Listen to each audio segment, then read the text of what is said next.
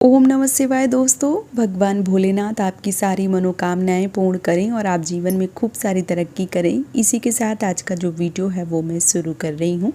दोस्तों आज के वीडियो में मैं बात करने वाली हूँ सावन सोमवार के व्रत में आपको कौन कौन से नियम जो है वो करने चाहिए, किस प्रकार से पूजा अर्चना करना चाहिए। अगर आप मंदिर नहीं जा पाते हैं किसी भी कारणवश या आप बाहर प्रदेश में रहते हैं, वहाँ पे मंदिर की सुविधाएं जो है वो दूर दूर तक नहीं है, तो आपको क्या करना चाहिए, किस प्रकार से करना चाहिए, आज के वीडियो में संपूर्ण जानकारी जो है वो आप सबके साथ शेयर करने वाली हूँ। तो चलिए शुरू करते हैं आज का वीडियो। सबसे पहली बात, जो सावन के सोमवार हैं वो 22 जुलाई से दिन सोमवार से शुरू हो रहे हैं और 19 जुलाई दिन सोमवार तक रहने वाले हैं। इस बार बहुत ज़्यादा योग जो है वो बहुत ही अच्छे बन रहे हैं। आयुष्मान योग बन रहा है, साथ ही साथ जो सर्वत्र सिद्धि योग है वो भी बन रहा है, तो बहुत ही उत्तम है। और इस बार 5 सावन के सोमवार जो है वो पड़ने वाले हैं। ये सबसे ज़्यादा विशेष है क्योंकि हर बार 5 जो है वो नहीं पड़ते हैं, कई बार 4 पड़ जाते हैं, कई बार 5 पड़ जाते हैं। तो इस बार बहुत ही अच्छा योग बन रहा है और इन योग में अगर आप 16 सोमवार जो है वो व्रत उठाना चाहते हैं तो उठा सकते हैं। साथ ही साथ अगर आप मंगला गौरी व्रत करना चाहते हैं तो भी कर सकते हैं। आप सावन के सोमवार व्रत करना चाहते हैं तो भी कर सकते हैं। यहाँ पे एक बात बोलना चाहूँगी कि जो लोग सावन के सोमवार का व्रत करते हैं उनको व्रत का पारण करने के बाद ही अगला व्रत जो है उठाना चाहिए। 2 व्रत एक साथ नहीं कर सकते हैं। जैसे मान लीजिए आप सावन का सोमवार भी करते हैं और साथ ही साथ मंगलवार का कोई भी व्रत जैसे मंगला गौरी करते हैं, तो ये नहीं हो पाता है क्योंकि जब हम कोई व्रत करते हैं, उसका पारण करते हैं, नमक इत्यादि खा लेते हैं, उसके बाद ही जो व्रत है वो कोई दूसरा हम शुरू कर सकते हैं। ऐसा नहीं है कि एक साथ लगातार 4 व्रत है तो आप 4 कर लें, ऐसा नहीं होता है। साथ ही साथ 16 सोमवार जो है वो आप करना चाहती हैं तो सावन के सोमवार से आप शुरू कर दें और 16 सोमवार जो है वो करके 17वें सोमवार में व्रत का उद्यापन किया जाता है। और उद्यापन जो है वो अपने अपने तरीके से, अपने अपने रिवाज के अनुसार, घर की स्थिति के अनुसार या अपने घर की परंपराओं के अनुसार बहुत सारे लोग अपने अपने तरीके से करते हैं। वैसे जो चूरमा है वो बहुत ज़्यादा विशेष होता है। सावन के सोमवार हो या 16 सोमवार हो, चूरमा जो है वो महादेव को बहुत ज़्यादा पसंद आता है, इसलिए चूरमा जो है वो ज़रूर चढ़ाना चाहिए। साथ ही साथ जो पूजा आप करते हैं उसमें आपको समी पत्र अगर मिल जाता है या फूल मिल जाता है तो बहुत ज़्यादा अच्छा है, उत्तम है।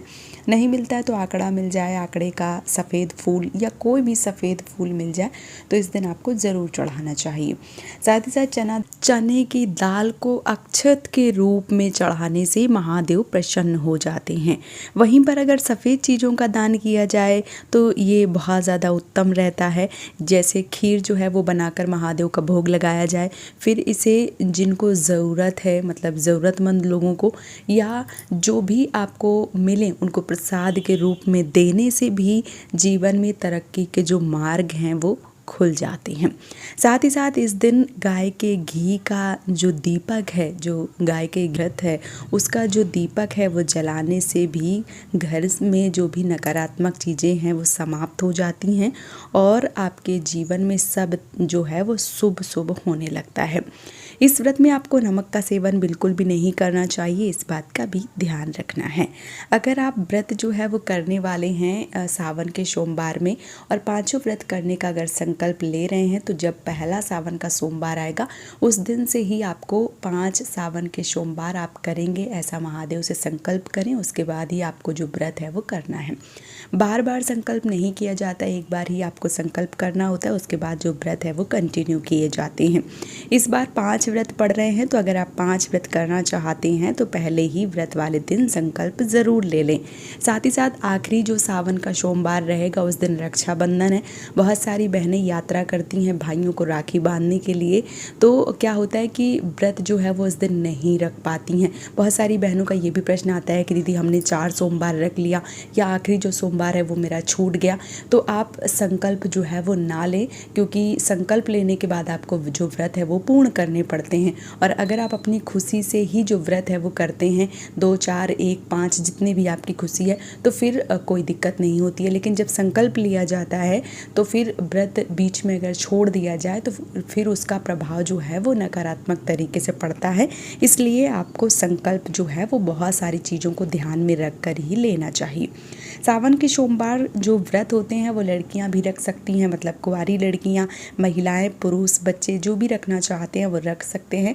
खास करके यहाँ पे बोलना चाहूँगी कि सावन के सोमवार अगर अविवाहित लड़कियां व्रत रखती हैं, महादेव का पूजन अर्चन करती हैं, तो उनको उन अच्छे वर की प्राप्ति होती है, साथ ही साथ मनचाहे वर की प्राप्ति होती है। इसलिए जो लड़कियां हैं वो इस दिन अपने सुखद जीवन के लिए जो संकल्प है वो लेके व्रत जो है वो कर सकती हैं। अगर इस दिन आंकड़े की रुई की बाती जलाई जाए तो ये सर्वोत्तम होता है। आंकड़े का जो फल होता है उसमें रुई निकलती है, मैंने अपने वीडियो में डाला भी है, आप देख सकते हैं। तो उस रुई की अगर बाती बनाकर उसका दिया जलाया जाए तो ये बहुत ज़्यादा शुभता जो है वो माना गया है। साथ ही साथ बहुत सारे ऐसे लोग जो मंदिर नहीं जा पाते हैं किसी भी कारणवश, तो आप विधि विधान से अपने घर में भी पूजन अर्चन करें, भगवान महादेव का जो अभिषेक है वो करें, दिया बाती करें और जो भी आपके सामर्थ्य के अनुसार चीज़ें हैं वो चढ़ाएं और अपने जो व्रत है उसको पूर्ण कर लें। सावन का जो सोमवार है उसमें आप 16 सोमवार जो हैं वो भी उठा सकते हैं और जो व्रत है वो कर सकते हैं। तो सावन का जो सोमवार है बस आने ही वाला है, तो ये सारे नियम जो है वो आपको ध्यान में रखने हैं और इसके बाद ही आपको जो व्रत है वो करना है। उम्मीद करती हूँ कि ये छोटा सा वीडियो आप सबके लिए काफ़ी ज़्यादा मददगार रहा होगा। वीडियो अगर पसंद आया है तो आप मुझे ज़्यादा से ज़्यादा सपोर्ट करें इस चैनल को सब्सक्राइब करके। आज का वीडियो यहीं पे समाप्त कर रही हूँ दोस्तों। जय माता दी।